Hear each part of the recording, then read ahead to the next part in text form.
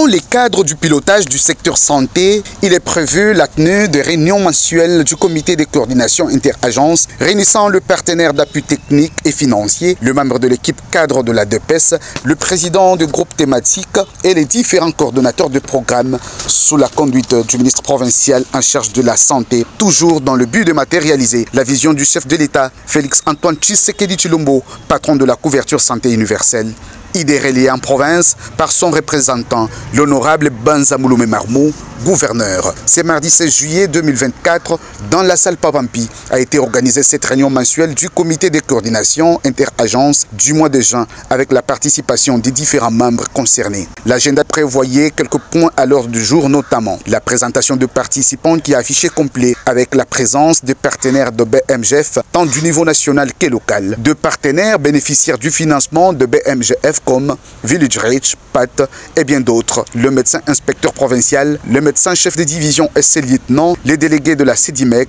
l'OMS, l'UNICEF. La liste était exhaustive. Le deuxième point concernait la lecture et l'amendement du rapport de la réunion du mois de mai, lequel rapport qui a été amendé sur le plan fond et forme après avoir fait des inputs et élagué les coquilles. Le troisième point a tourné autour de la présentation de performances et contre-performances concernant la campagne de masse contre la poliomyélite organisée au mois de mars. Il a été retenu que toutes les zones de santé avaient de bonnes performances pendant la campagne, dont la moyenne était entre 90 et 95%. Signalons cependant que, en plus, certaines zones de santé tirent la province au bas de l'échelle, dont Kanyama, Kabongo et Songa, qui nécessitent un coaching de proximité pour élever ces goulots d'étranglement. Aussi, les partenaires présents ont émis le vœu de multiplier le nombre de passages de superviseurs pour que les zones de santé bénéficient d'un bon encadrement. Pour citer, quelques recommandations ont été formulées quant à ce que la DPS ainsi que le partenaire puissent revisiter le budget pour permettre l'exécution d'autres activités, que les superviseurs puissent obligatoirement participer à la réunion de restitution de la mission après chaque descente sur terrain, que la DPS puisse ajouter dans les termes de référence toutes les charges possibles que doivent faire les superviseurs sur terrain, que la DPS puisse enquêter sur les zones contre-performantes et nous déterminer